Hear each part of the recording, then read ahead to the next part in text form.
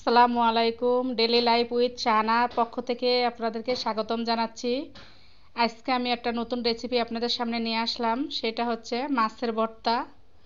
কিভাবে মাছের ভর্তাটা তৈরি করতে হবে সেটাই আমি দেখাচ্ছি এখন। মাছটা আমি ভাইজে নিচ্ছি। এই মাছটা অনেক দিন আমার ফ্রিজে ছিল।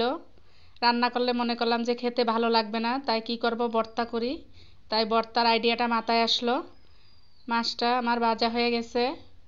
এবার আমি মাছটা তুলে নিলাম।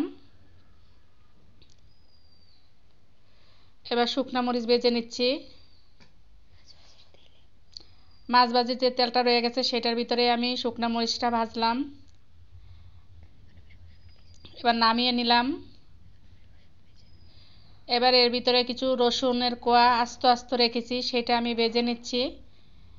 মাছ ভাজার পরে যে তেলটা রয়ে গেছে সেগুলোর ভিতরেই আমি এই ভাজাটা করলাম। রসুনটা আমার ভাজা হয়ে গেছে, এবার আমি নামিয়ে নিলাম। এবার আমি ভর্তা বানাতে চলে আসলাম। দেখেন মাছে কিন্তু ছোট ছোট কাঁটা আছে, যেহেতু ছোট রুই মাছ, তাই কাঁটাগুলো আমি বেছে নিচ্ছি। একটা একটা করে ভালো করে আমার কাঁটাগুলো সব ফেলাই দিতে হবে, কারণ ভর্তার ভিতরে যদি কাঁটা থাকে তাহলে কিন্তু খেতে বিড়ম্বনা সৃষ্টি হবে। এই জন্য খুব ভালোভাবে কাঁটাগুলো পরিষ্কার করে নিতে হবে মাছটার থেকে।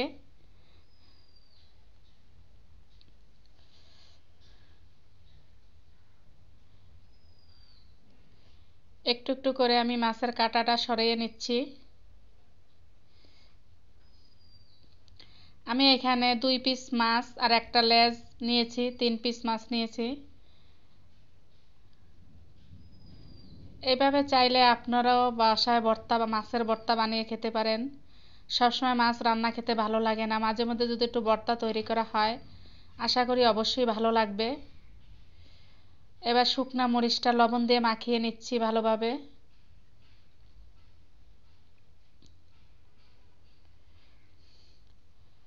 ভালো করে আমি আস্তে আস্তে করে ভর্তাটা তৈরি করতেছি।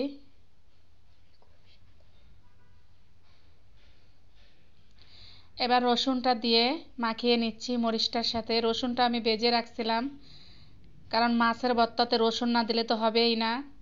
মাছে তো একটু কেমন গন্ধ থাকে, রসুনটা দিলে আর সেই গন্ধটা থাকে না। রসুনটা দেওয়ার পরে এবার আমি কাঁচা পেঁয়াজ দিয়ে দিচ্ছি। পেঁয়াজটা আমি ভাইজে নেই, কারণ কাঁচা পেঁয়াজ দিয়ে ভর্তা করলে ভর্তাটা খেতে বেশি সুস্বাদু হয়। সেজন্য আমি পেঁয়াজটা আজকে ভাজি নাই, আমি কাঁচা পেঁয়াজ দিয়ে আমি ভর্তাটা তৈরি করব। এবার পেঁয়াজটা দিয়ে মরিচের সাথে ভালোভাবে মাখিয়ে নিচ্ছি। পেঁয়াজটা একটু ভালোভাবে মাখিয়ে নিতে হবে যাতে পেঁয়াজটা একটু নরম হয়ে যায়।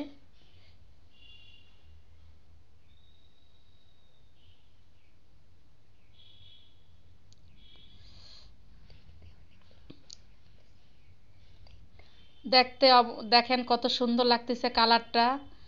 এইটা দিয়ে যদি ভর্তা তৈরি করা হয় অবশ্যই খেতে ভালো লাগবে। এবার আমার মাছ ভাজার পরে যে তেলটা রয়ে গেছিলো সেই তেলটা আমি দিয়ে দিলাম পেঁয়াজের ভিতরে।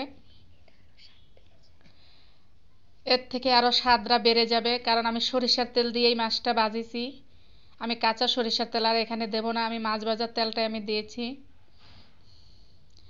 এবার মাছটার সাথে ভালোভাবে পেঁয়াজটা মাখিয়ে নিচ্ছি।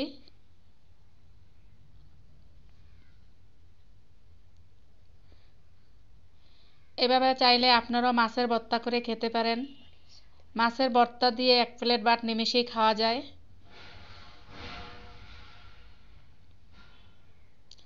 দেখেন আমার ভর্তাটা রেডি হয়ে গেছে। এভাবে চাইলে আপনারাও বাসায় বানিয়ে খেতে পারেন। আমার এই ভর্তাটা দেখেন কত লোভনীয় হয়েছে। তো সবাই ভালো থাকবেন। আল্লাহ হাফেজ।